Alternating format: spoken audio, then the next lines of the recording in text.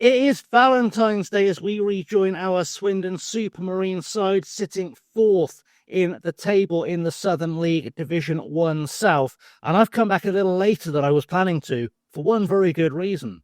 And that's because after a very good run of form after our last episode, where we've barely dropped any points, we now play Melksham, who sit in third, and Inkberrow, who sits top of the table. So we've got a real clash against some of our rivals for promotion, and hopefully a chance to get some very good results. So the lineup for today is Purnell, Hemmings, Clark, Grant, Foy, Edge, Betts, Larkins, Gray, Monk, and Afeje. I've given Monk and Afeje, or I've offered Monk and Afeje new contracts, same with Edge and with Hemmings.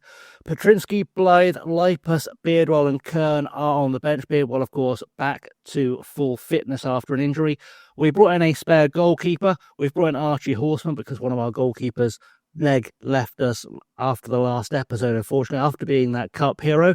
So we've brought in Archie Horseman on loan from Hemel Hempstead. He is just there to be a backup, despite what I may have told them to get them to loan him to me, but he is just there as a backup option.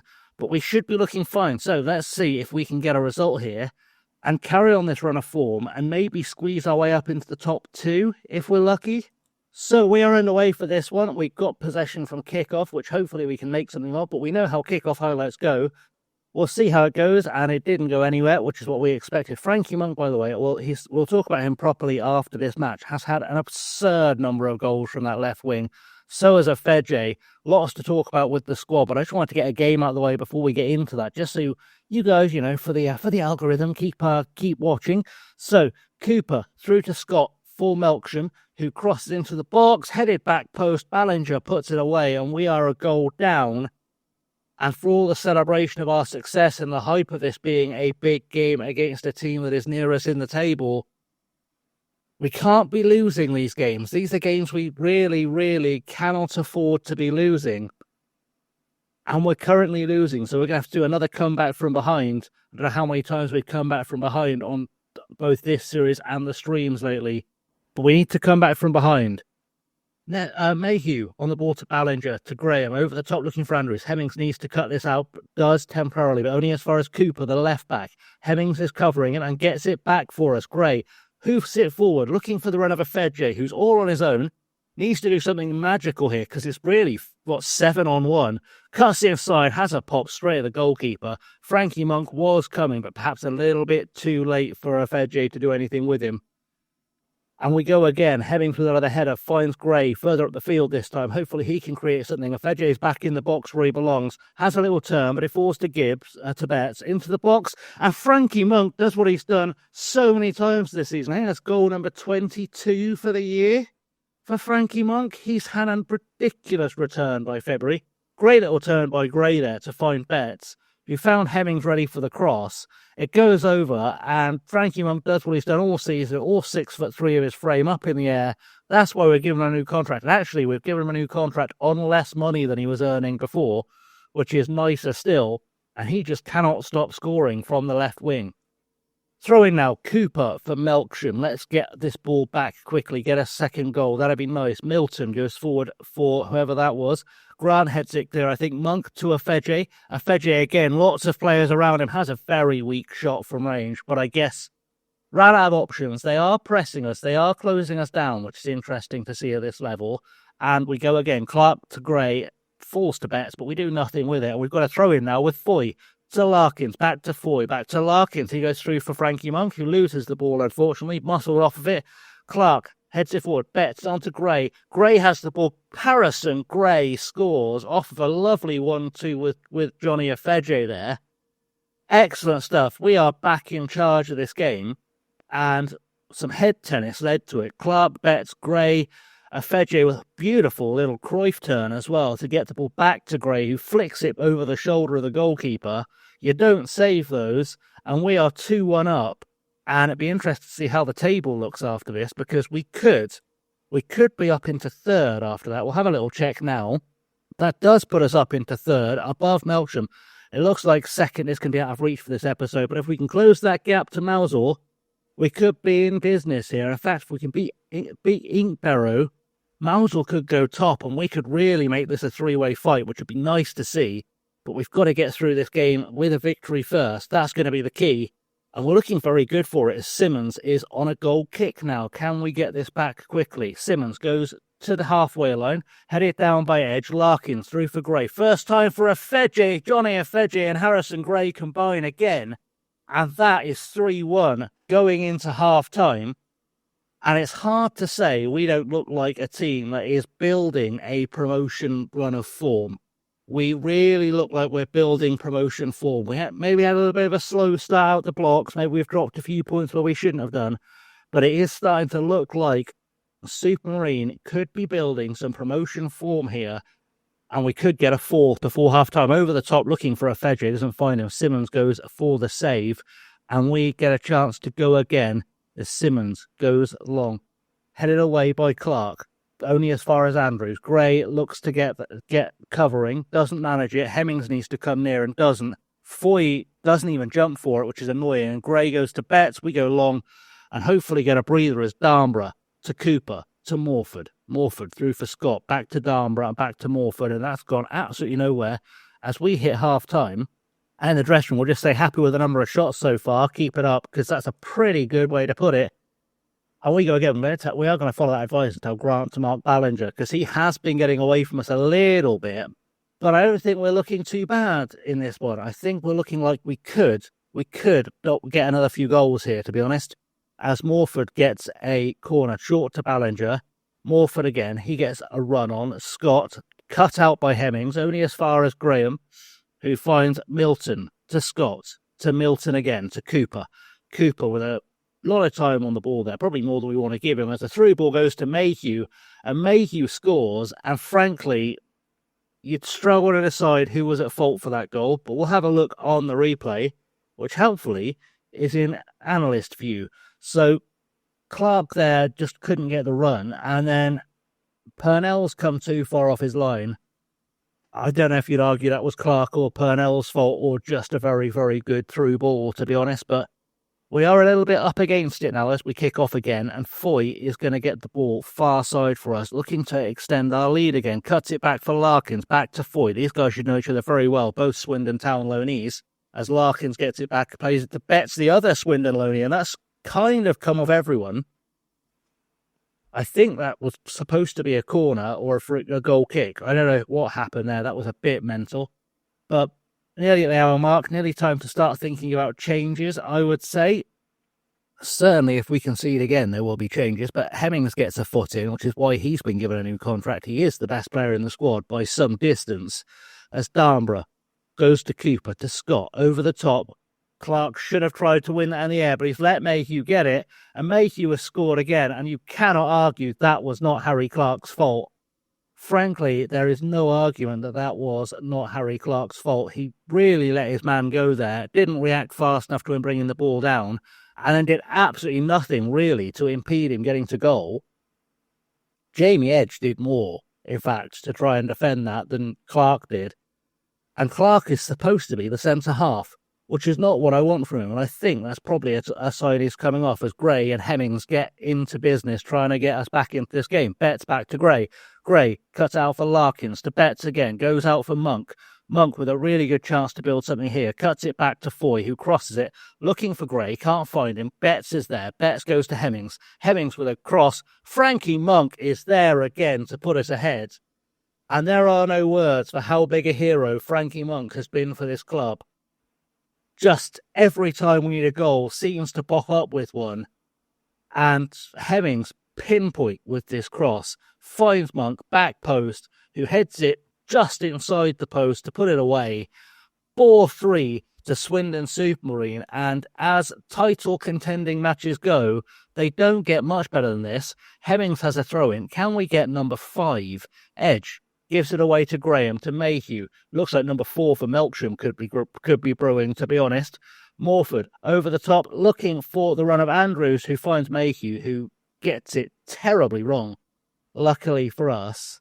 And it looks like Clark is starting to wake up a bit, which is fine, I suppose. We're not really in a subs for fitness position here, as Afeje goes back to Betts, Hemmings to Gray, Gray for Edge. Edge back to Grant. Can we get this ball forward for a 5th goal? Grant goes to Foy. Foy down the line, looking for Frankie Monk. He's into the box again. He's looking for a hat-trick. Cuts it back for a Fedje, for Larkins, for Betts. Larkins again with a shot from range. It wasn't far away. And Frankie Monk, very unselfish there, could have gone for his hat-trick and hasn't, which is refreshing, I suppose. But he is also tiring. And I am just thinking we keep with this team for now. Let's not rock the boat too much as Inkberrow go behind as well. Frankie Monk almost had a chance for his third there, just heads it over the bar. You can't help thinking he fancies a hat-trick today. And I still don't fully trust Clark. I am going to take Clark off for Josh Blythe. And that goes over the top for Graham, who's through. And luckily, Purnell is there for a save. And I am sort of scanning for fitness, looking at who could come off. Gray is an obvious candidate because he is tiring. As Fedje gets a knock-on from Gray, he's through.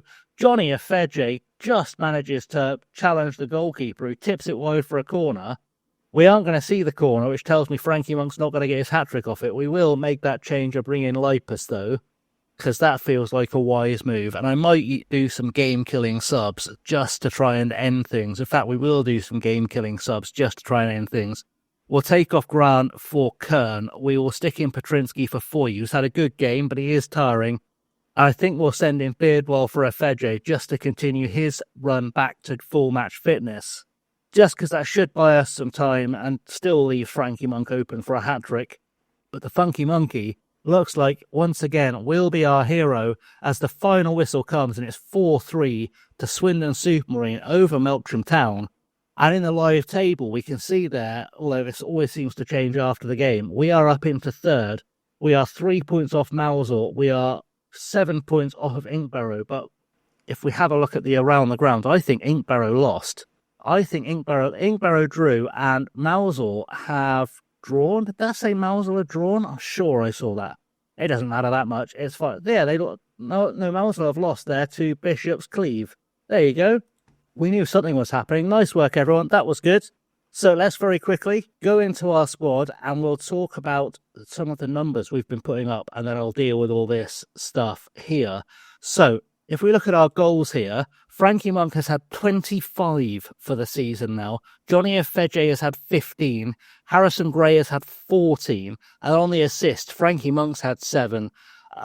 Brooklyn Lipus has had 6 and he's mostly been coming off the bench. We pop that open just a touch. He's mostly been off the bench. And we've also got a lot of assists from Fedje and Gray in there. But big with the assists is Hemmings. He hasn't scored yet, but 12 assists. You can see why I've given him a new contract. It's all looking quite good. Yes, if we look at our finances screen, things don't look fantastic and won't look fantastic, but there's only so much I can do at this stage. Cutting down those wages will help, and then we'll rebuild in the summer. And hopefully things will look very, very good. But let's go and play Inkberrow and see if we can get a second win of the episode. So we've had a bit of a change of plan here, and Inkberrow's game, or the game against Inkberrow, has been postponed for the second time, actually, because of a waterlogged pitch. Which means we have got a couple of games to play between now and then. I'm going to go through those, then we'll come back for Inkberrow. But it did also occur to me, because this is our game in hand, as things stand, a win would put us into second, unless it was a 1-0 win, which seems unlikely with the way we play. And then we'd be 4 points behind Inkberrow. But with those two games in there, with Bishop's Cleeve and Portishead Town, Bishop's Cleeve are in 14th and Portishead are 17th. We could actually be fighting them for the title or for the top spot in that game. So I'm going to go through those two games. I'm going to come back for the Inkberrow game, which brings us into March. And hopefully it'll be 1-on-1 for the title. We'll see how it goes. And also, before I do that, we've added a new body to the squad. Michael Uwesu is a 35-year-old Nigerian striker. He's just there because we've had so many injuries up top. We've been a bit thin on the ground up top. He joins us from Walton and Hersham, where he's had 5 goals in 22 games in the tier above this season. Very much here as a backup. I also want to try and add a right back to the squad before the free transfer window shuts. I'll try and find one. If I find one, I'll let you know when we get ready for the game. So frustratingly, the Inkberrow game has been postponed again, which is Absolute madness. I was just thinking that I was going to go watch this exact fixture in real life, the home game for Supermarine against Inkberrow, and that got postponed in real life. So this is actually the third time I've seen this game be postponed, both in real life and in this game, which is fantastic. It just doesn't seem destined to happen. We will carry on through to that game. I will catch up on what you've missed. But one thing I think we should note before we get there is that if we look at Inkberrow's fixtures, they are currently unbeaten in 22 games and probably will be 24 by the time we play them. And if we look at the league table, they are now 7 points clear of us, which is wild. But we do sit in second. So let's hope they can break that streak before we get there. Or at least that we don't lose. So the good news is that the Inkberrow game is finally on. The better news is that Inkberrow lost their streak at 22 games, but they've just smashed Haverstock 4-0. However, we've also just lost to Bashley, having drawn with Haverstock, and we now sit in third. 9 points adrift of Inkberrow, and we're getting very close to the end of the season. So the next episode will be the end of the season. We do have some new bodies, so let's talk about the new bodies in the squad, shall we? First up, I brought in a backup right back in Ewan McKay. Has had an appearance off the bench. Doesn't look like he's anything special, but he's joined us on loan from Guiseley. We've also picked up another player from Guiseley who's quite a big name, and that's Emre Can. Not the Emre Can, another Emre Can. This one's 17 and English and on loan from Guiseley, but does provide backup for Jamie Edge, which is kind of what I brought him in for. Hopefully we'll see something from him, but probably won't play today. Let's go look at the team sheet. So for today, we're lining up with Purnell in goal, behind Hemmings, Clark, Grant and Foy. Pretty much the same team as last. In fact, exactly the same team as last game. Edge, Betts, Larkins, Gray, Monk and Afeje. Monk is now on 26 for the season. Afeje on 19, Gray on 16. On the bench, Petrinsky, McKay, Lipus, Hamilton, Blythe. We haven't picked Chan, unfortunately, but that's life. Let's go see if we can upset the leaders and put ourselves at least in with a faint hope of getting automatic promotion. It is looking like it will be the playoffs for us, unfortunately, though. And just looking at their team sheet, I can see why Inkberrow have done so well. Godfrey Poku used to play for Oxford City. He's a very, very good player.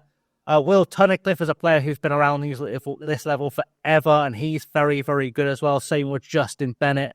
So they've got a very, very good side for this level. They've all played at a higher level as well, so it should be tough. I want to see a marked improvement is fair because we lost the last game. And hopefully we'll get a result. We're just going to click through, I'll be honest, because we don't need to look at the table. We've already done it. Let's just see if at home in the rain, because every game in FM26 is played in the rain, we can get ourselves a win against the league leaders and then really set up something special. As Yun gets on the ball, goes back to Tunnicliffe. Let's try and get ourselves on the ball. Gray is looking a little bit lively, looking like he wants something to happen. I'd love to get Harrison Gray for next season, but I don't think he's getting released by Swindon. There's a possibility of Betts or Larkins might be available. They're both able to be released at the end of the season, but I wouldn't hold our breath. It is very much time for me to start thinking at the end of the season as well, because I think we will finish this season off this week and then come back on Monday with a transfer special / playoffs. We don't know which it'll be. I mean, it'll probably be playoffs. But, you know, we are making good progress so far, and we're well above our expectations. We're pretty much secure in the playoffs at this point. We just would like a win today, just to prove we can compete with the big boys, as Purnell has a goal kicked out for Marine and goes long.